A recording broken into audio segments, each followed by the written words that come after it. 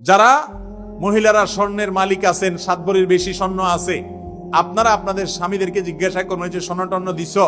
বাবার বাড়ি থেকে দিলে তো উনি মালিক, ওটা তো জিজ্ঞেস করার দরকার নেই। যদি স্বামী দিয়ে থাকে জিজ্ঞেস করবেন তুমি যে দিছ এগুলা কি তোমার না আমার, কথা পরিষ্কার করো। এই প্রশ্ন করলে দেখবেন বেশিরভাগ পুরুষ ধরা পড়ে গেছে। আমতা আমতা করবে, আমতা আমতা বলবে না মানে তোমার আমার তো একই, বলবে না কাহিনী করবে না, কোনো কাহিনী নেই, সাফ সাফ বলো এটা কি তোমার না আমার।